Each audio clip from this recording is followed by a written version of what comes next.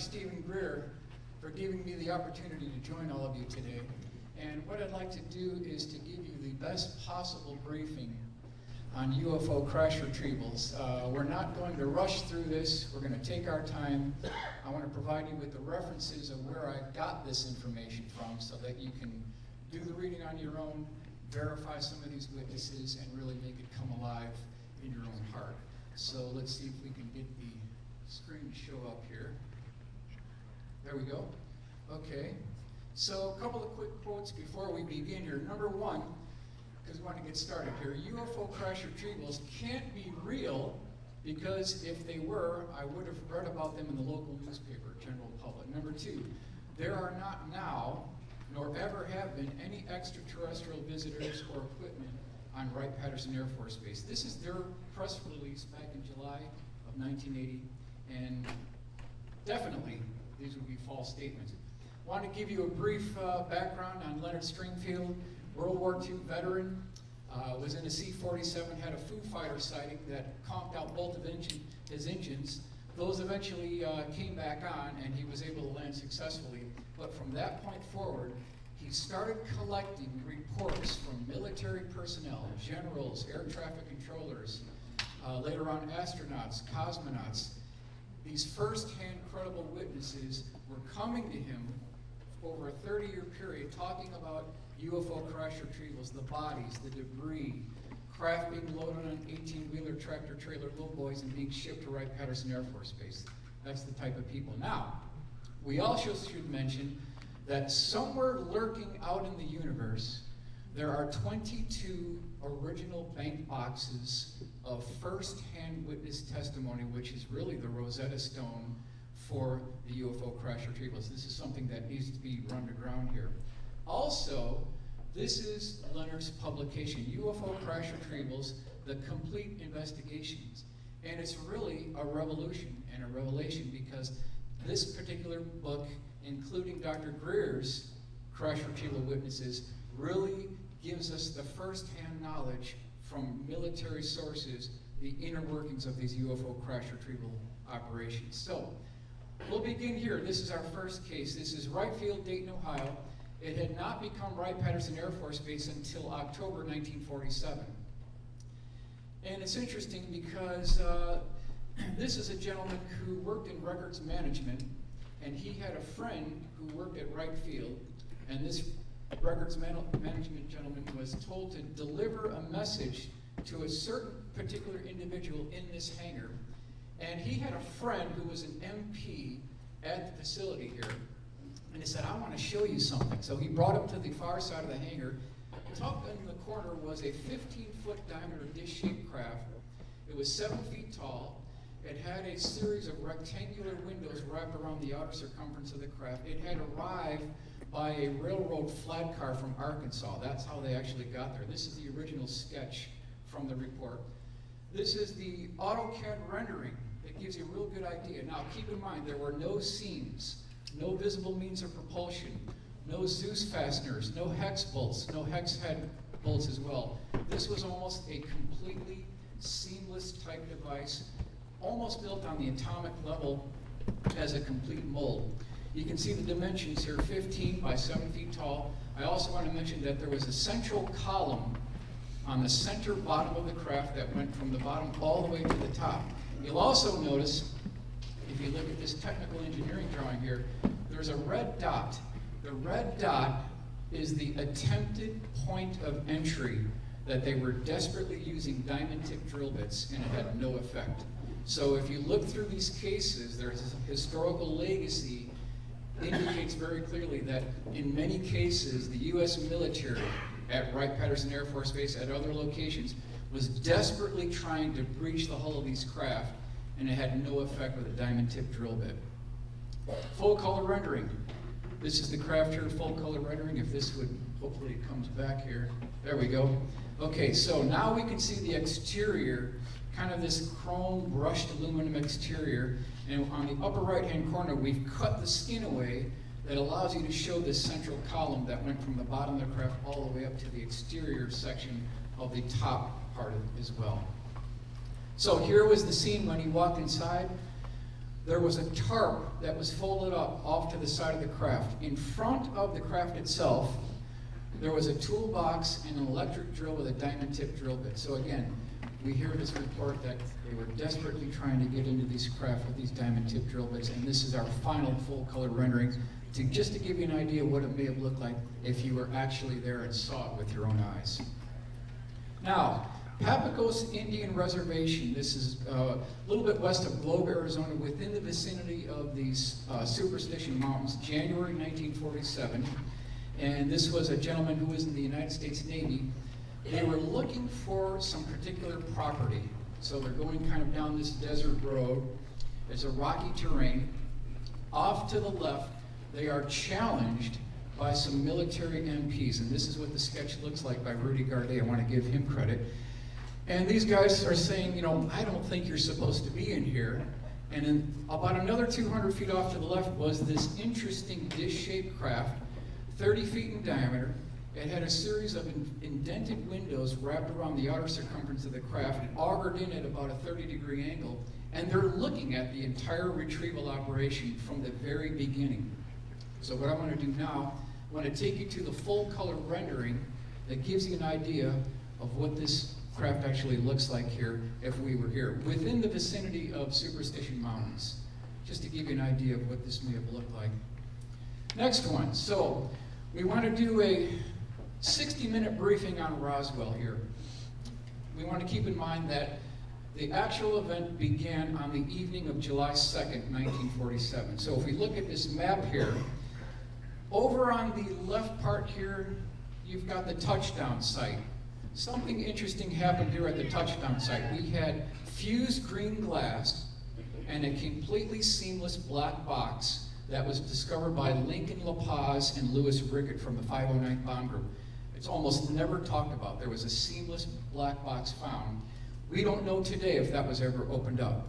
Now, 5 nautical miles south of the touchdown site is the debris field. That's where there were 3 types of debris that we'll talk about in a little bit, where all these little debris were scattered over the Foster Ranch. Now keep in mind, the trajectory is from the northwest to the southeast. That's where I've got the arrows here. And you can see the second body site is just a little bit east of the debris field, where at least 2 bodies were discovered that came out from an escape pod.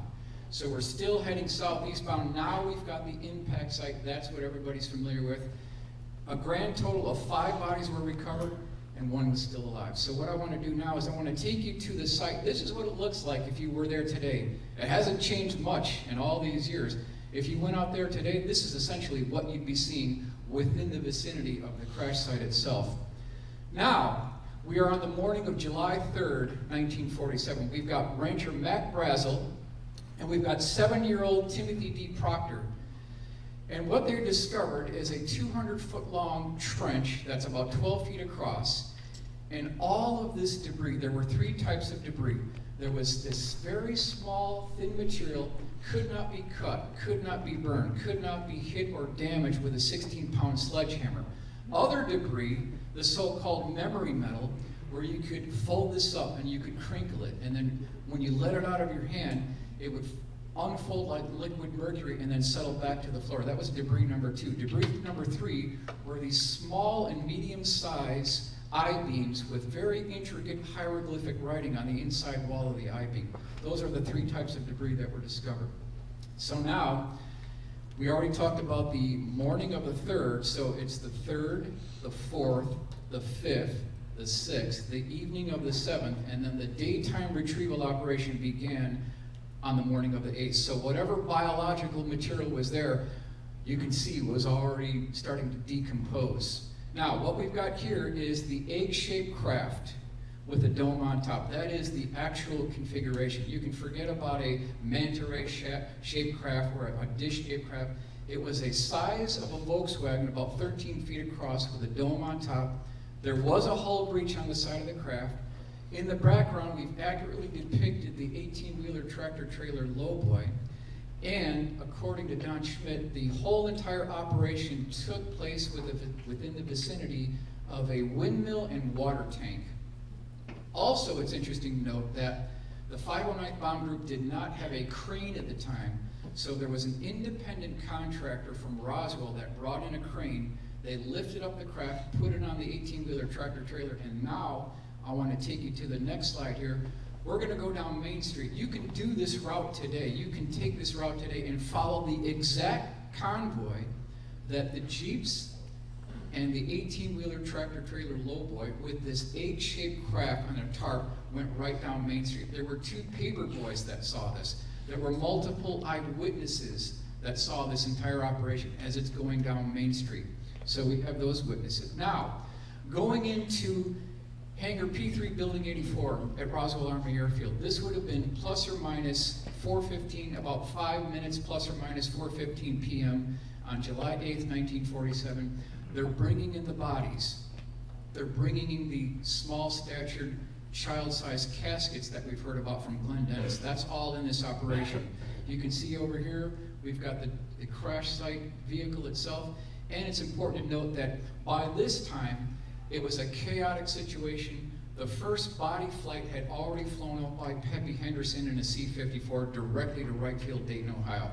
So it's a real chaotic scene here. Now, next thing that happened, which isn't talked about very much, once they loaded up the caskets with the bodies, they put that into a wooden crate. That wooden crate was lowered into atomic bomb pit number 1 over at the base there, 509th Bomb Group. The next thing that happened is they put 2 perimeter screens around that bomb pit with MP stationed with carbides inside and out of each wall, and told to shoot to kill anyone who would try to breach these perimeter screens. Now, I ask the question, all for a weather balloon? You're going to set up a perimeter for a weather balloon? Something's not checking out here. Now, how do we get this thing out of Roswell to 509th or Fort Worth, Texas 8th Air Force? They had B-29 straight flush. So they taxied over the B-29 to the atomic bomb pit. They had a hydraulic lift that lifted the crate with the bodies inside the bomb pit of the cargo bay of B-29 straight flush, and then flew over to 8th Air Force, Fort Worth, Texas. That's how it went down. Now, we'll move on here. White Sands Missile Range, July 4th, 1947. So now we're getting into the same time frame as Roswell. This was a technical sergeant, U.S. Army Air Force, and this is page 196 is the reference. This all happened at night. This craft was about 100 to 150 feet in diameter, came in at a slight angle, and I want to mention here that it was excruciatingly well lit. They had searchlights, they had floodlights, they had people with Geiger counters, they had people with still camera photographs, they also had motion picture film reels going on. So they have this all recorded. This is something absolutely that was recorded. Here's the full color rendering that gives you an idea what it may have looked like. So something that we should consider as well. This is an actionable item that we've thrown in here. Since still photography and motion picture film was recorded of this event, senators and congressmen with the appropriate security clearances should track down and utilize this evidence for future public hearings. Absolutely, absolutely. We've heard so many reports of these things being caught on motion picture film reel, gun camera footage. This needs to be tracked down and brought into public hearings.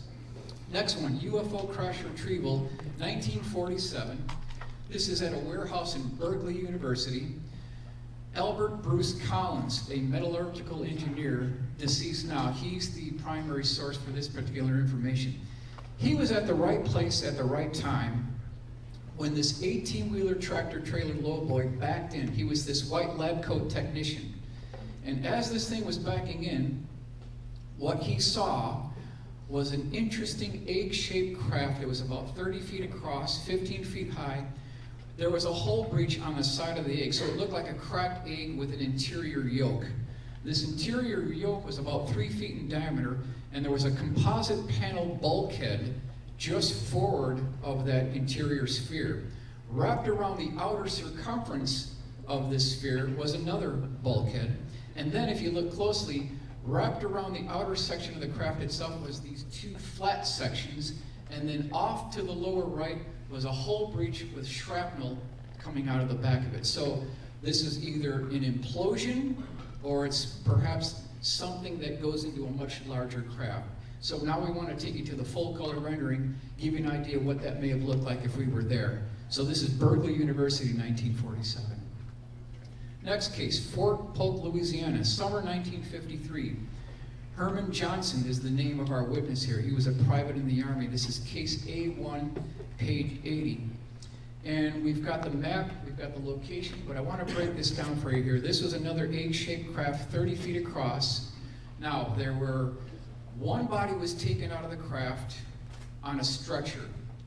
The other 3 ETs were helped by MPs. They were wearing a one-piece tight-fitting flight suit. They had a helmet on, they had what looked like mittens on, and they had no knee joints. So they had this very stair-step type maneuver when they were walking over the terrain.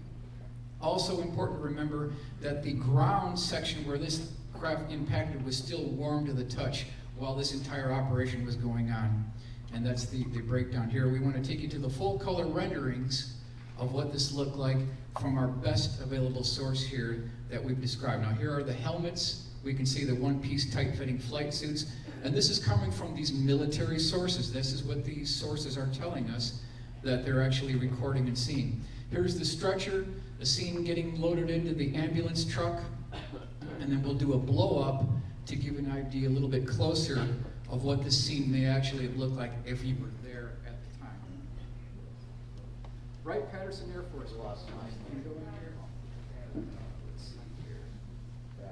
Lost audio. Working? There we go. Okay, Wright-Patterson Air Force Base, 1953.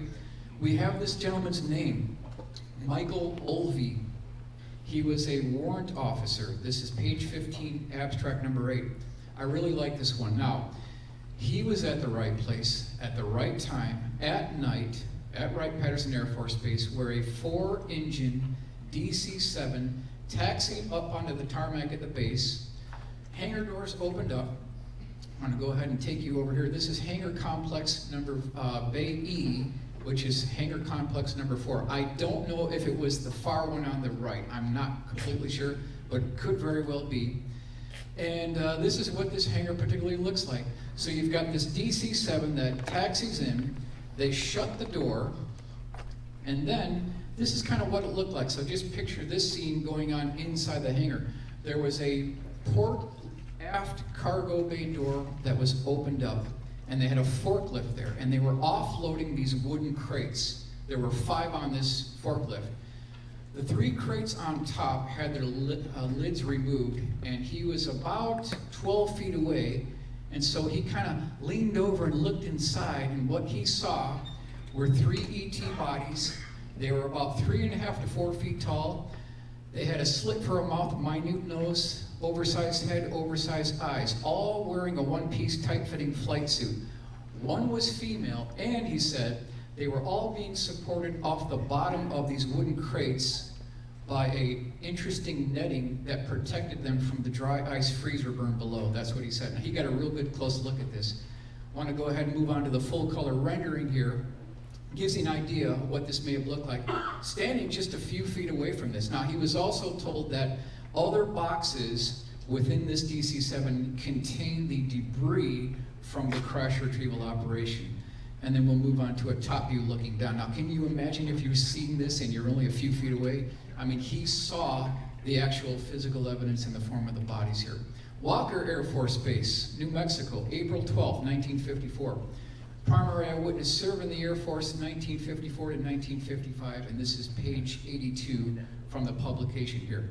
This particular gentleman was ordered to board this H-19 helicopter very quickly. He was a photographer for the Air Force.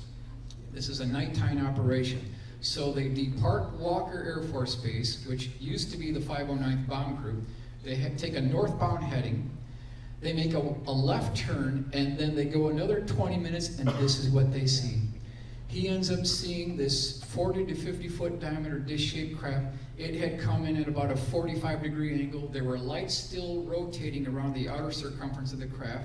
He also mentioned that when they landed the helicopter, and he got out, because he was in the close vicinity here, the entire vicinity of this retrieval operation smelled like battery acid.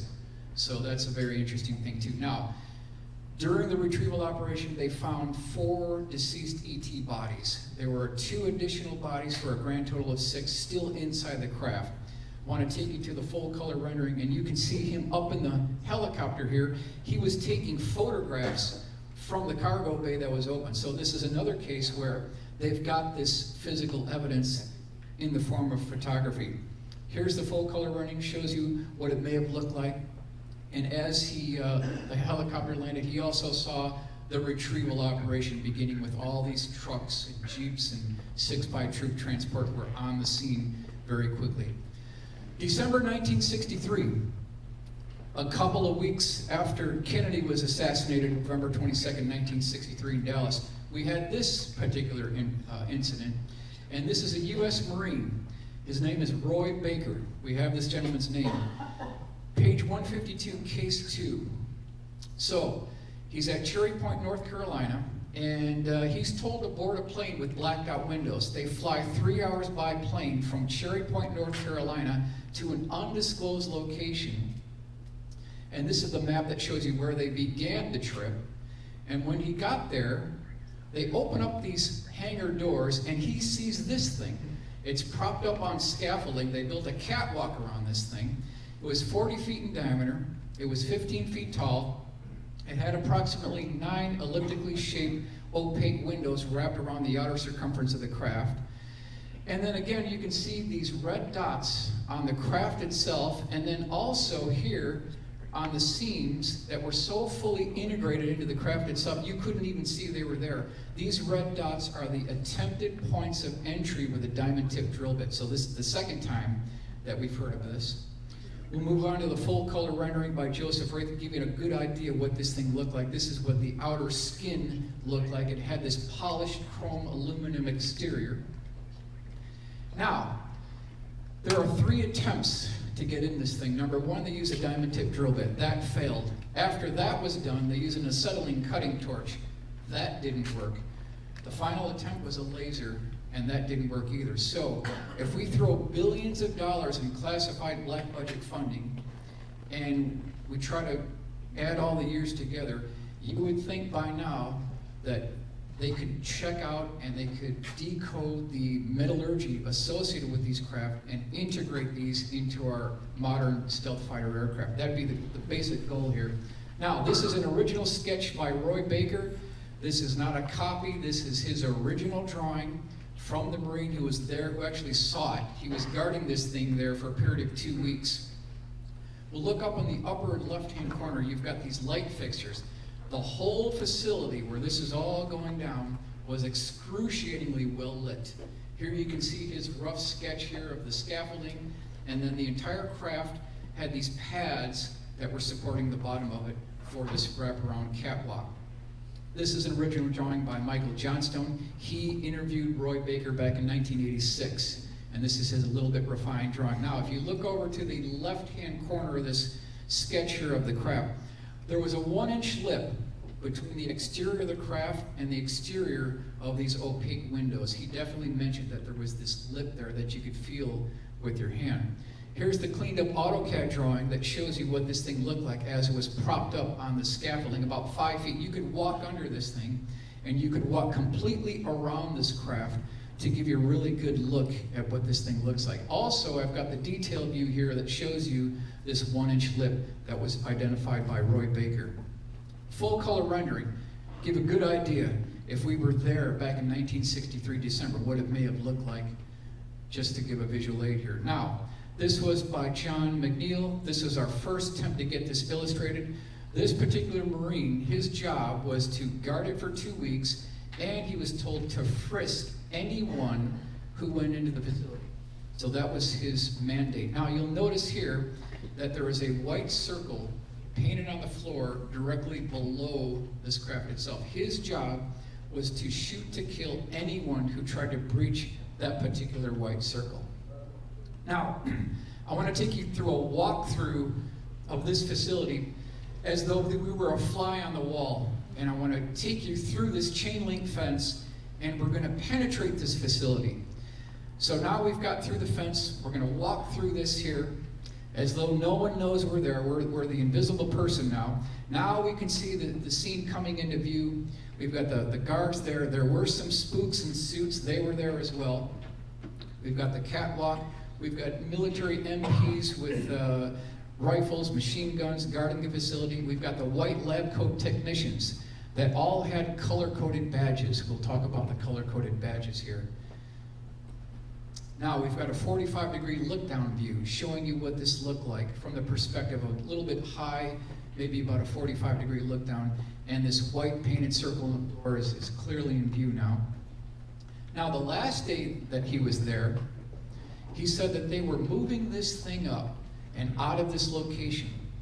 They were putting this on an 18-wheeler tractor-trailer lowboard, and they were moving it to the next location. So you can see one way that they keep these programs classified is, number one, they compartmentalize this information. Number two, they move these assets from one location to the next, so no one person knows the whole story. That's one good reason why it's been kept under wraps for all these years. Now, this is the framing work that they articulated around the craft, and then they started draping a tarp over this framework that you can see here. We're partially tarped now, and we'll move on to the fully tarped situation. This is what it looked like as they were getting ready to move out.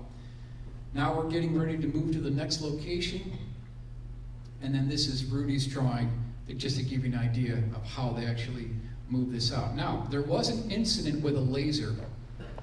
Once the diamond tip drill bit failed, once the acetylene torch failed, they used a laser that came in by two tractor trailers with a large electrical device that was connected by two heavy gauge cables, went right to the side of the craft, and once they shone the laser on the skin of the craft, it bounced off and damaged the ceiling tile above. So a very interesting incident here, and you can see what happened.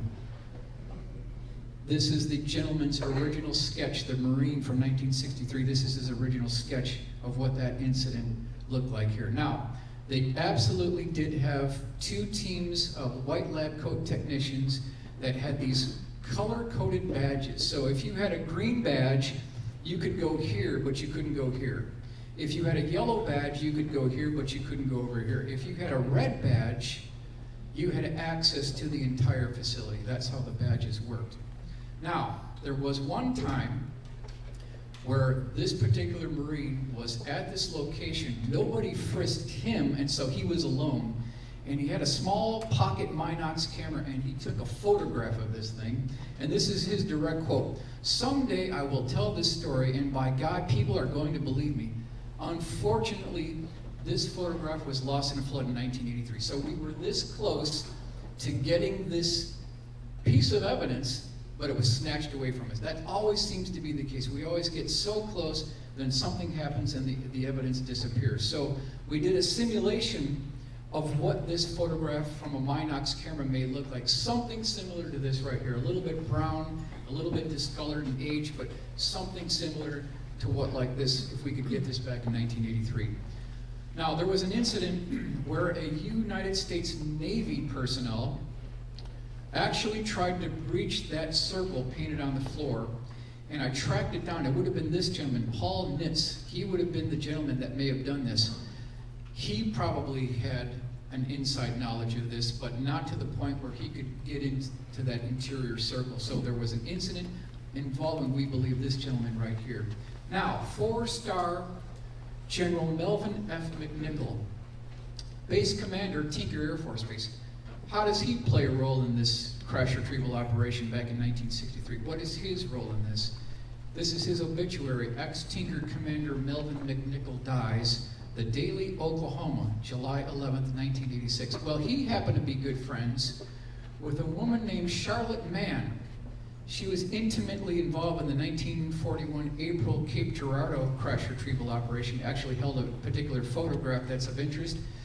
And so they started talking, and she turns to the general and says, "General, you know, we've been friends for all these years. We have this mutual interest in UFOs, and you've never told me anything. Are you still my friend?" And he turns to her and says, "Charlotte, if you ever repeat what I'm about to tell you, I'll deny it, and it could end my career." So he told her that, number one, he saw a UFO that was located in the west. That's interesting because the Marine stated that he flew from Cherry Point, Carolina, 3 hours by plane. That would put you in the vicinity of the west. Number two, this general said that he walked around a UFO on a catwalk, which was propped up by scaffolding. This is exactly what the Marine had talked about. In fact, he guarded it for 2 weeks. And then number three, this particular general told Charlotte man that bodies were recovered and one was still alive. This particular Marine in 1963 overheard during water cooler talk about bodies and one being still alive associated with another crash retrieval. So when I heard this from Charlotte man, I said, you know what, we got it. We got independent confirmation from two different sources that absolutely did not know each other, talking about perhaps the same event here. Now, next one, Fort Riley, Kansas. This is December 10th, 1964. This particular man, his name is Aaron Quebec, so we know the eyewitness. We have a 30-minute audio tape recording of this. He was served in the infantry, 1st Division. This is page 24, abstract 20. This is the map. This is Camp Forsyth of where this entire operation went down. This is at night, and he was told to board a 6x troop transport. They went to a clearing area, and when they got there, they saw this particular craft parked on the ground at night. It was 48 feet in diameter, 18 feet tall. It had a fin on the back of the craft itself, and then it had these square sections that were jutting out, wrapped around the outer circumference of the craft itself. This is the full color rendering, first SolidWorks color rendering attempt of what this craft may have looked like.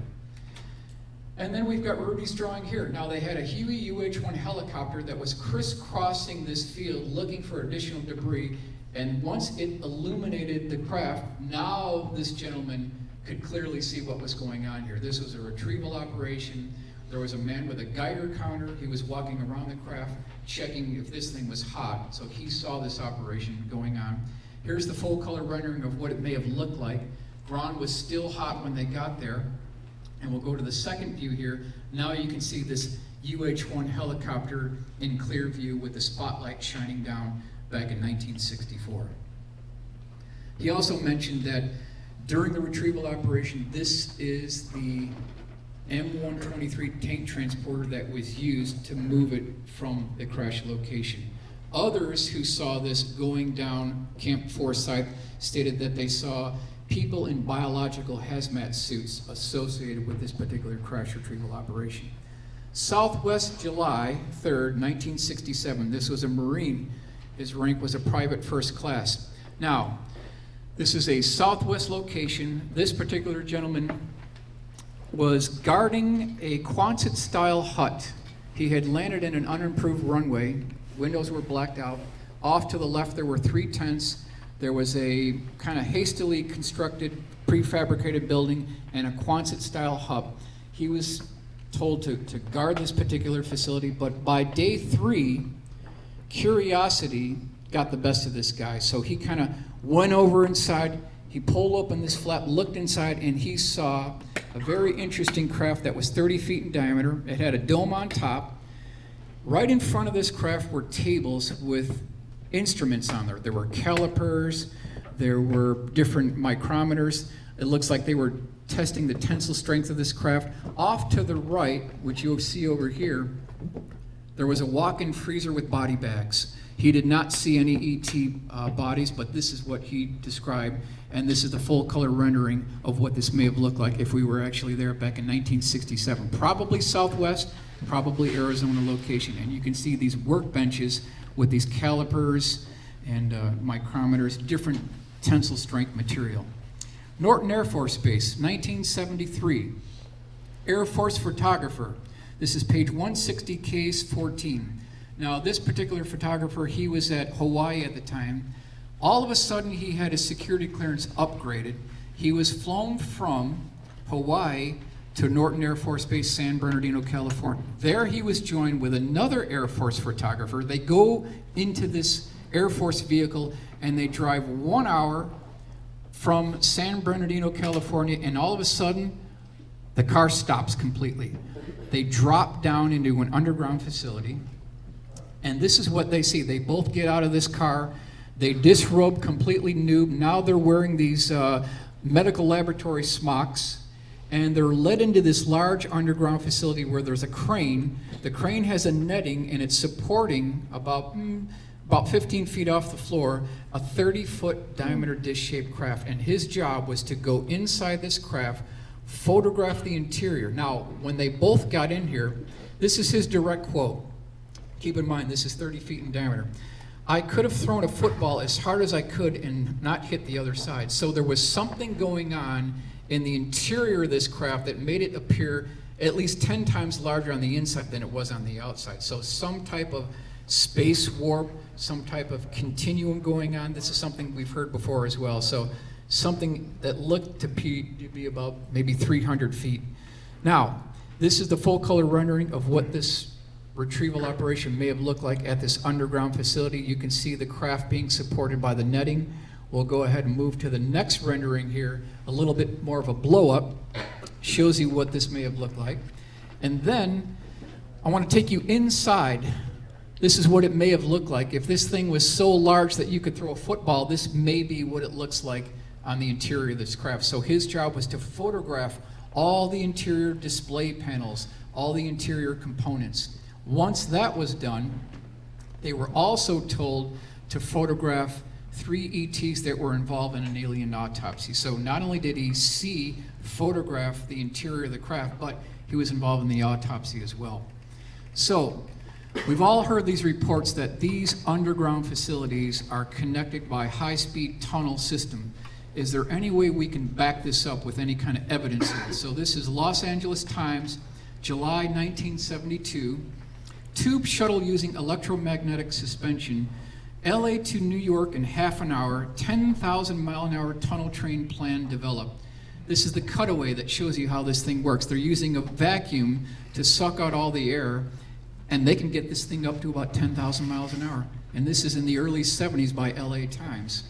Do we have anything else to back up this whole concept of these underground dumb facilities being linked up here? This is Project RAND. Proceedings of the second Protective Construction Symposium, Deep Underground Construction, and this is Volume 2, March 24th, 25th, 26th, 1959. This is their own publication telling us here. This is what they're saying. Just as airplanes, ships, and automobiles have given man mastery of the surface of the earth, tunnel boring machines and shaft sinkers will give him access to the subterranean world. It is our aim to provide machines which will supply the ever-increasing demand in mining and construction of underground facilities. So in their own publications, the RAND publication, they're telling us that they're doing these tunnel boring machine operations. It's a done deal. We've got it in their own documents. Another actionable item here. Senators and congressmen with the appropriate security clearances should locate this facility, find out what is stored there, and what other underground installations this may be connected to. Absolutely. This is another case that was within Dr. Greer's archive. I want to give him credit for this one. U.S. Marine Corps diver off the coast of Okinawa back in 1991. They were detecting radiation at a depth of 1.5 miles below the surface. That's pretty deep. So what he ends up doing is he gets in a DSRV. They dive down to a depth of 1.5 miles. And when they get there, this is what they see. They see a triangular shaped craft, a little bit bigger than an F-14 fighter. It had been resting at the bottom, they thought, for between 40 to 50 years because they could see the silt buildup. So this thing was there for decades. They eventually did retrieve it, and the commanding officer, here's our full color rendering, gives you an idea what this thing looks like, believes it absolutely was an ET craft. There were hieroglyphic lettering on the side of the craft that they couldn't determine what that was. So this is an interesting case from the 90s. Now we want to move on to McClellan Air Force Base. This is 1973. Chris Coffey was a very interesting person because this particular individual was friends with test pilot Ellison Onizuka. This is page 153, case 3. This is Ellison Onizuka. Now, many of you might know this gentleman. Probably everybody is familiar with this gentleman. He was at this particular facility where they brought about 12 pilots into a briefing room.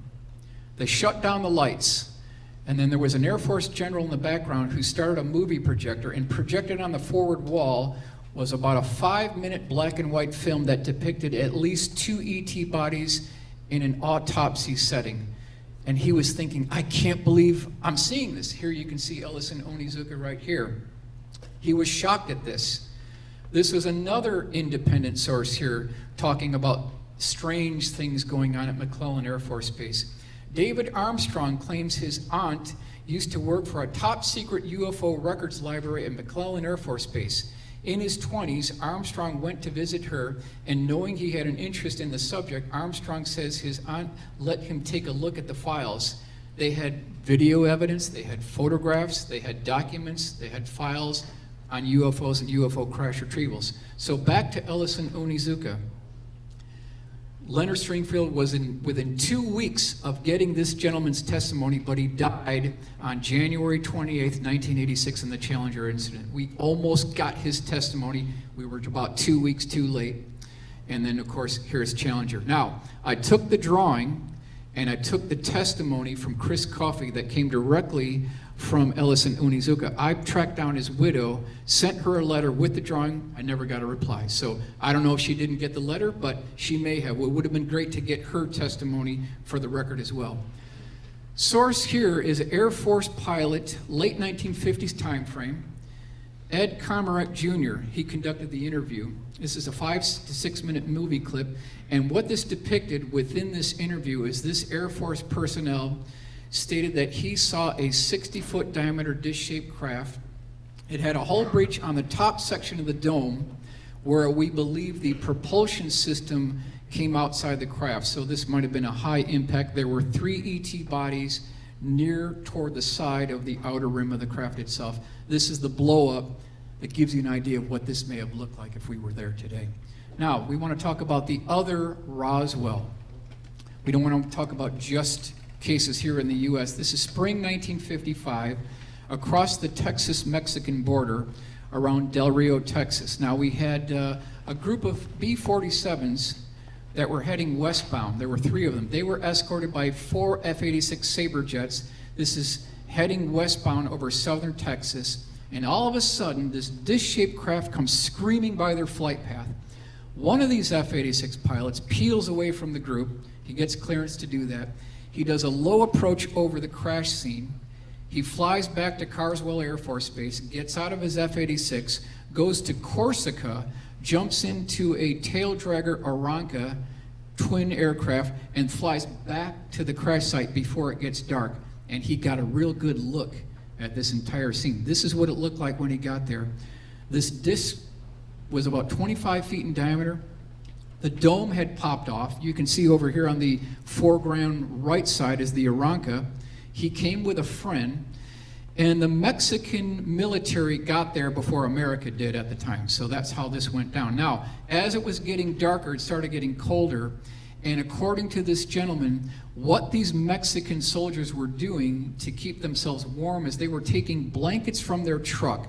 They were putting it on the debris from the craft that was still warm, pulled it off the debris, and then put them on their bodies to warm them up, which I thought was a very interesting point.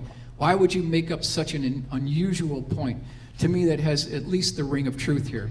So this is the testimony from Robert Willingham, Air Force pilot. He stated when he looked inside the breach of this craft, he saw 4 bodies with, quote, arms that looked like broomsticks. That's how he described it.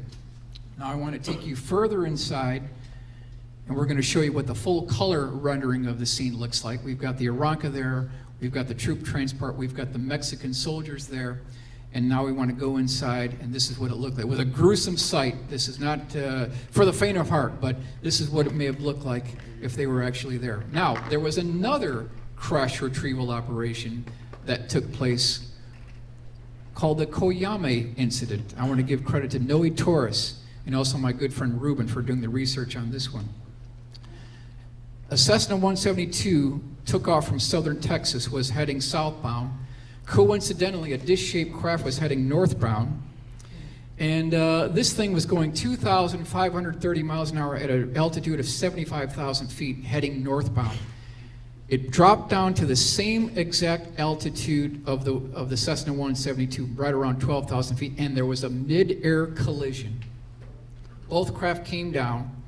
While all this is going on, the Mexican military is beginning their retrieval operation. But United States intelligence agencies, the CIA, the NSA, they're monitoring the radio traffic, so they're aware of all this.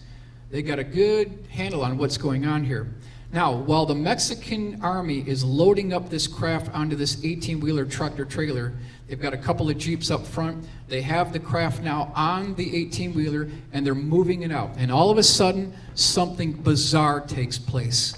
The entire convoy completely stops dead in their tracks. And all of these Mexican soldiers are dead. They're outside the vehicle. They're slumped over on the steering wheel column. One guy's hanging outside of a door. They're all dead. There was some type of biological agent associated with this particular operation. However, American intelligence agencies, they knew what was going on. They had a reconnaissance flight that flew over this operation, so they already knew. So what they did is they took 3 UH-1 helicopters and 1 CH-53. They attached a lasso to it and flew it back to CDC headquarters, and that's how that went down. So these are the deepest of the black programs. When the United States military goes out and steals up from under the nose of another government a crash retrieval asset, the deepest black programs within these operations. These are the helicopters that were involved in the retrieval operation. 3 Bell UH-1 Hueys, 1 CH-53 Sea Stallion flew the CDC headquarters in Georgia. Now, this is the full color rendering of what it looked like if we were there. We've got the CH-53 taking this thing away, and then we'll go ahead and move on to the top view looking down with a 45-degree look-down angle. Just an incredible type operation. Fort Dix, McGuire Air Force Base. This is New Jersey, January 18th, 1978. Sergeant in the Air Force Security Police. This is page 131. Now, this is a nighttime operation. The morning of, there was multiple UFO sightings that were confirmed by General George Filer. So he's still alive. He can confirm that this beginning part of this operation absolutely did take place. Now, as this MP is making his rounds around the outer perimeter fence of this facility, he notices something coming out of the darkness, and he gets out his .45 caliber pistol and he shoots this thing. You can see that's what this X is over here. Whatever this was, it climbed over the fence and died over here at the McGuire Air Force part of the base, and it was at the unimproved deserted runway. That's where this being died, and this is the area of vicinity of where this actually took place. Here is the drawing that depicts what took place. This being was about 5 feet tall, had an interesting head, kind of that tapered to the top. Once they discovered the body on the other side of the chain link fence, they built a crate around this body. They sprayed this with a preservation chemical. They put the crate with the body into a metal container, and they moved that metal container into the aft cargo bay of a C-141 Starlifter and flew it to Wright-Patterson Air Force Base. So we'll move to the next slide here. That shows you what this looked like at the aft end section of where this craft actually brought it back to Wright-Patterson Air Force Base. UFO crash retrievals, 1942. So we're way earlier than Roswell here. We're 5 years prior to Roswell. And this is at an Army base north of Georgia that not even Leonard Stringfield knew about. And in this particular report, this craft was about 15 feet tall. It was 10 feet high. It had 3 levels. The upper level had this, if you look at the enlargement here, it had a display panel with buttons, switches, dials, kind of this display panel. The mid-deck had what looked like 4 bar stools wrapped around a outer type window that was directly in front of these bar stools. The lower deck had an entryway hatch that was again fully integrated into the craft itself. Now, as this thing came down, it damaged the top section of the craft and caused a hull breach. There were also 4 crew members that were taken alive. They later died, but they were about 5 feet tall, 90 pounds, and about large black eyes, milky white skin is what they look like. Right field, Dayton, Ohio, 1946. This is a young boy, Tex Martin. This is page 242, 243. His father was an electrical contractor, and they were working.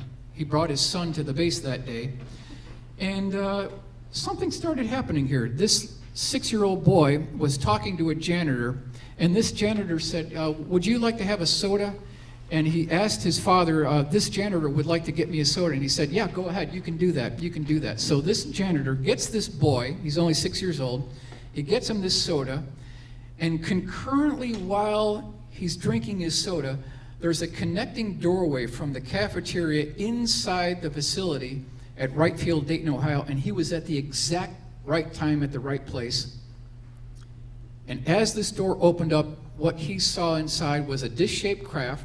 There were other debris that were tarped on 18-wheeler tractor-trailer lowboy trucks. That's what he saw.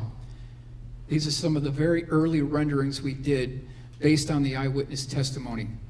There were a couple of bodies kind of laying on the floor with body bags. They were covered up, and we'll go to the full color rendering a little bit here, but this is what this craft looked like, 20 feet in diameter.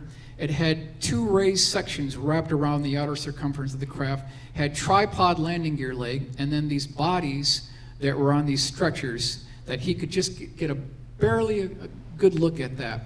We want to move on to the next color rendering here. If we were there, if we were this young boy that you can see in the background, what he may have seen as a reverse perspective here. Just incredible. So we're already prior to Roswell with this particular case.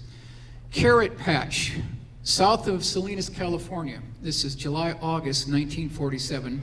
This was seen by 2 19-year-old workers in a nearby field. Now, it had come down the night before. They didn't know anything about this until the foreman approached these 2 19-year-old boys and said, you know, we've got something that came down here. We better take a look at this thing. This is the original sketch that went with the report. 9 feet in diameter. It was 4 feet tall. It had 2 sections of indented windows wrapped around the outer circumference of the craft itself. And then we'll move on to the X marks the spot location. We've got the map of where this thing actually came down, just to give you a good idea here. Here is the AutoCAD drawing that shows you what this may have looked like. Again, 9 feet in diameter, about 4 feet tall. Here is our original sketch that gives you an idea. Now, when the military got there, within about 15 minutes, they ushered these 2 boys out of the location, but not too far away that they didn't get to see the retrieval operation. They saw the entire operation. They saw them lifting this craft up onto the trailer and moving it out of the area. So they got a good location. This is our full color rendering of what this retrieval operation may have looked like if we were actually there and could see this. C-119 flying boxcar. This is Sierra Madre, California. What he ended up seeing is he was asked by the United States military to aid in a retrieval operation, and so he did assist them. This is page 32. So they walk over to this C-119 flying boxcar, and how do we know what the diameter of this craft was? Okay, we can pretty much gauge that the diameter of the craft was 9 feet, because the aft cargo bay of a C-119 flying boxcar is 9 feet 10 inches. You still need 5 inches of clearance on either side, so you can't be any larger than 9 feet. It was a relatively small craft. This is what it may have looked like as they were loading it up to ramp. This is the aft cargo bay view now. We're getting ready to load this craft in there. He said that there were at least 3 bodies recovered. They were burnt. In fact, he said that when he went to touch their faces, the skin came out and connected to his fingers. So it was kind of a gruesome scene, but this is our full color rendering of what this scene may have actually looked like here. And we'll move to the full color rendering of this particular retrieval operation. So very interesting case. It's within the Stringfield files. Another one of these good cases here. Now we've got Naval Air Station, Sunnyvale, California. This is 1950, Hangar 1. He was a radar operator.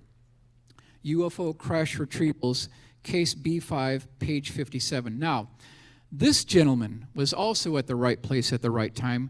He went through this double doorway, and what he saw, we've got his direct quote here, it was certainly no aircraft of ours. So as he's going through this facility, he goes through this double door, and he sees this craft. about 80 to 100 feet in diameter. It had an upper dome, and it had a series of windows wrapped around the outer circumference of this lower dome section. He was challenged by the guard and told to vacate the area, but he did get a good look at this craft. Now we want to talk about this gentleman. Former military officer. He was at an unknown U.S. Air Force base in a classified materials library. This is page 212 to 213. So this gentleman is opening up this cabinet. There's a file that had specific details on UFO crash retrievals. There was a report, and there was one black and white photograph. And I want to take you to this black and white photograph here. This may be what it looked like. The report said that this dish-shaped craft came down in Farmington, New Mexico prior to 1950. Farmington is very interesting in this whole case study here. This was about 36 feet in diameter. There was a slight pencil-sized hole on one of these porthole windows, and they did gain access to the craft itself. So that's important to note. Now, these are the key points to take away from this particular case. Number one, military officer had the correct security clearance, which gave him access to a classified materials library. Number two, report seen by witness made reference to crashes and that bodies were recovered. So now we've got more than one. Number three, in addition, diamond-tipped drill bits and acetylene torches were used to gain access to the interior. Reference 1946 craft seen at Wright-Patterson Air Force Base and 40-foot diameter craft guarded by a U.S. Marine during December 1963. Four is important. Eventually, technicians were able to gain access to the interior of the craft by way of a small entry hatch. The report said, referring to the door, that it was almost as if the material of the craft liquefied and then solidified again. So here again is another reference to these hatchway doors, these different type of seams that are so fully integrated into the craft itself, you could not see where the seam actually is. Now, hundreds at Farmington report large force of flying saucers. Albuquerque Journal, March 18th, 1950.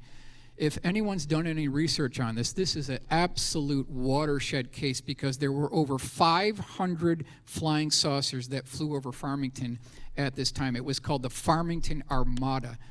Literally hundreds of eyewitnesses saw fleets of these flying saucers flying over, making 90-degree right angle turns. It was an incredible sighting. That coincides with what we have over here. During the early 1950s, there was a direct order from the United States Air Force to our pilots to shoot these flying saucers down. Here we've got shoot saucers down. Jets ordered in 24-hour alert. This is Cincinnati Enquirer, July 29th, 1952. Other newspaper clippings, and there's hundreds of these. Jets keeping 24-hour alert for saucers. Pilots ordered to down objects if they don't land. On the saucer trail, pilots told shoot them down. Jets on 24-hour alert to shoot down saucers. So this would have been the aircraft that they were using at the time. This is an F-94 Starfire that they would be using to try to intercept these craft. And this is what it looks like if you go to the Pima Air and Space Museum in Tucson. You can see off to the left we've got the rocket sections concealed. Over to the right is the Air Force Museum, Dayton, Ohio, where we've got the louvers revealed, showing you where the rockets would come out for an attempted intercept. Now, what would this look like?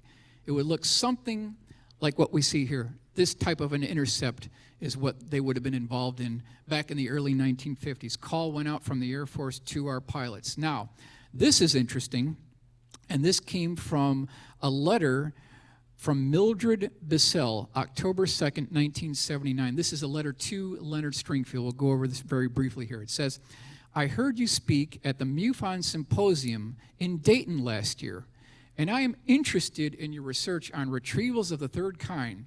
I gave a talk at a local library last week, and in the discussion period following, a fellow told me that when he was a gunner in the Air Force, he had emptied his guns on a UFO and had taken pictures with his gun camera that clearly showed the shells exploding against the side of the craft.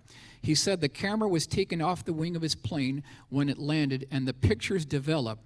At 2 a.m., a couple of military policemen came and got him out of bed and took him to the base auditorium. They ran the 17-second of movie of the UFO over and over and questioned him and 2 other crew members until 10 a.m. He was warned never to tell anyone what had happened. He said he had a wife and family, a good job, and a lot to lose. He seemed afraid of the CIA and wouldn't even give me his name. So here's a report from an Air Force pilot absolutely confirming that he was there. He unloaded an entire magazine of shells on this craft. It hit the side of the craft, and they got it all on camera footage. So how many of these type situations have we had from World War II, the Korean War, Vietnam, Desert Storm, where they have the gun camera footages? And where are these particular films now? Want to mention Marina Popovich, Soviet Air Force colonel, engineer, and decorated test pilot. Want to give her credit for coming forward to talk about this next case. This is page 245 as the reference. She mentions this particular gentleman. This is Major General Igor Maltsov, Commander-in-Chief of the Soviet Air Defense Troops, and he had highlighted a very interesting UFO encounter. This is March 21st, 1990, near Moscow. 2 MiG-23 jet fighters were attempting to intercept a 650-foot diameter dish-shaped craft. This is over Moscow back in 1990, confirmed by Russian military sources.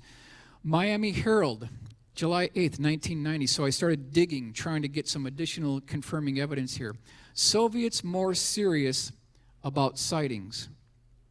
Over here it says, Maltsev also reported that jet fighters were scrambled and the pilots described a disc from 100 to 200 meters in diameter flying at speeds 2 to 3 times faster than their aircraft, Holiness said.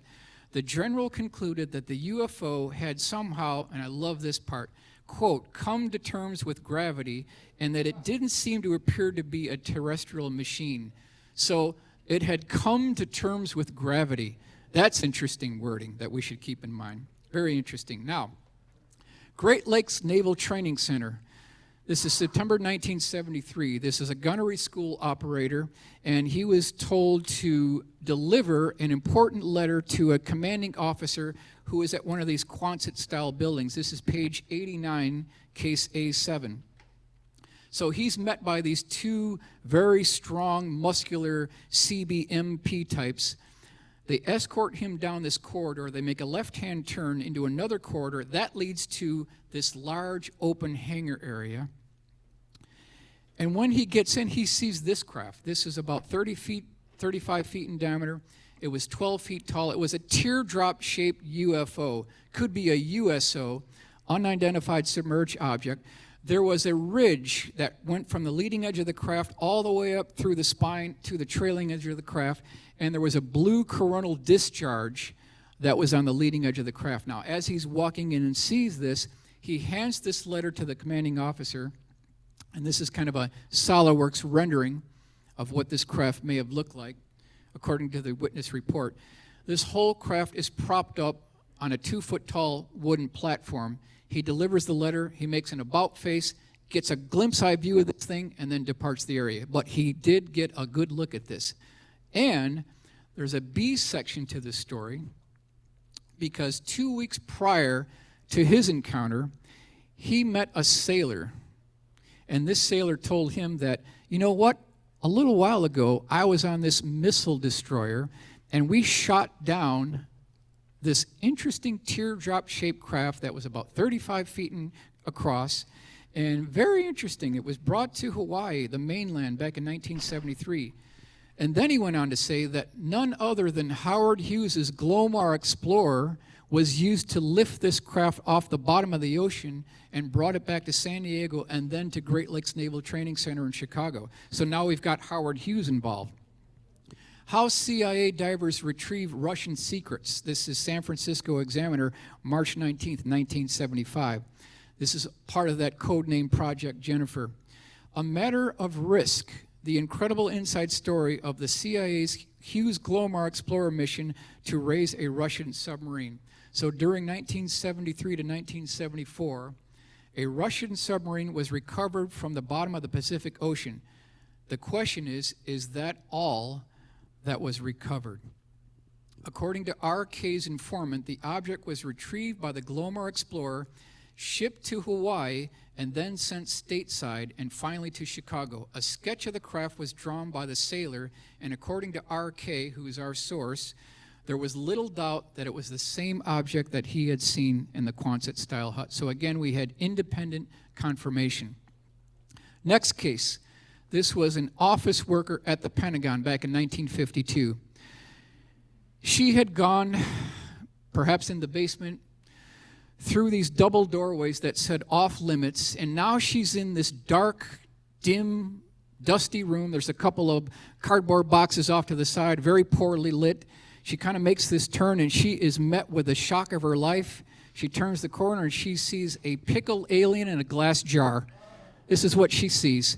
Within 5 seconds, she feels this hand on her shoulder. It was an MP telling her to get out of there immediately.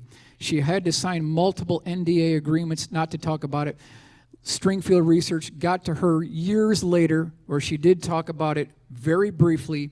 Leonard Stringfield got in a call to her. She didn't want to discuss it, and that was the end of the story. This is back in 1952 at the Pentagon, right down the road here. So that'd be interesting if we can get access to that facility. Wright-Patterson Air Force Base, 1955. Mrs. G, very interesting case. She worked in the Materials Division, Foreign Materials Division. This is page 17. And this is kind of the scene that we want to look at here, kind of the ending scene of Indiana Jones, Raiders of the Lost Ark. You've got this large warehouse. We've got all these crates here. This is the environment that she was working in. And you can see this is Warehouse Building 258. Now, what her job was absolutely critical to this whole account here. What she said, this is Mrs. G, that she was charged to catalog 1,000 components that came in from a UFO crash retrieval. Can you imagine 1,000 components? So what they had set up here is they had an assembly line. So I told Rudy, I want you to give me this assembly line. They had one person over here taking photographs of this debris that came in from a crash retrieval. Over here, they had a gentleman that was bagging and tagging this debris. And then finally, off to the right, you can see this, our worker here. She is cataloging all this debris. Now all this debris is going up into the shelving. So we've got 1,000 components from a UFO crash retrieval. Interesting quote. This is from Mrs. G.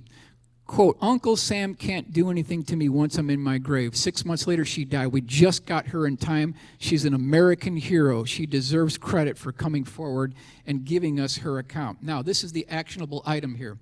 Since over 1,000 components of physical ET hardware exist, according to Mrs. G, this evidence should be tracked down by senators and congressmen with the appropriate security clearances and should be presented in open public congressional hearings. That's what we're fighting for. That's the crusade here. So next time you hear about senators and congressmen testify at the Capitol building in Washington, D.C. and state that they don't have any visual or physical evidence of UFOs, be advised that they have been illegally denied access to the material. That could be what we're dealing with here. Reference 18. Alien autopsy performed at Walter Reed Hospital. The cadaver was described as being 3 feet in height with a large head, protruding brow, sunken eyes which wrapped around the side of the face, very long arms, gray skin. This is pathologist report at the Cleveland Clinic back in 1952, 1953 time frame. So if we take this pathologist report, we take his written report, we tie that together with all the eyewitnesses that have seen these bodies. What did these ET bodies look like if we were at a crash retrieval operation? That's the question. What do these things look like? These are the bullet items here. 3.5 to 4 feet tall, 4.5 feet tall. 2 round almonds sunken in eyes without pupils. Heavy brow ridge. Large hairless head by human standards. No earlobes. No definitive nose. Small slit for a mouth. Very thin neck. Small torso wearing a metallic flexible garment. Arms described as long and thin, reaching down to the knees. Hands have 4 fingers without thumb. Slight webbing. Short and thin legs, no toes. Skin color beige, tan, brown, tan, pinkish gray. That's according to the pathologist reports, people who were on these autopsies. So if we take all this information together from the pathologist report and we put a composite sketch of one of these bodies together, this is what we're going to end up with, according to the pathologist's report. I believe this to be the most accurate depiction of what these beings look like, according to the crash retrieval military witnesses and medical personnel who are on these autopsy teams. Very, very interesting configuration. We've got the large oversized head. We've got the oversized eyes. We've got the heavy brow ridge, emaciated frame, arms that go down below the knees, webbing on the fingers. It tracks with what these pathologists and medical personnel are telling us here. So, who's running the show here? Who's actually got control of this information? We want to look at Senator Daniel Inouye.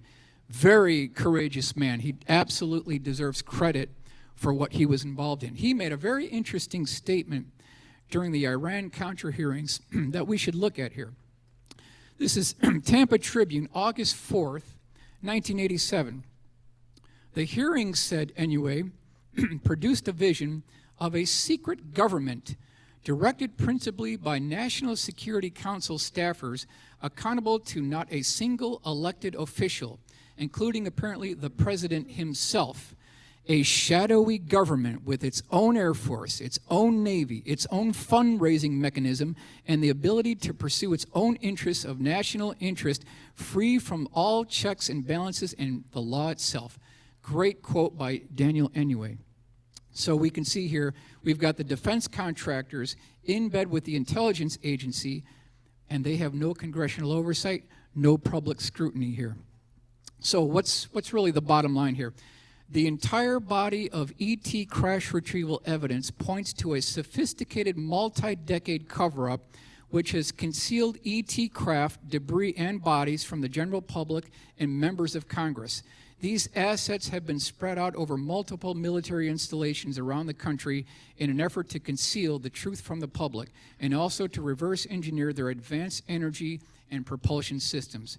With new legislation now in place, previously hesitant top secret witnesses should feel more confident to come forward, thereby preserving an important part of our national history. And that is the crusade that we're working for. This is the crusade that Dr. Greer is working for, and I absolutely want to thank you for your attention.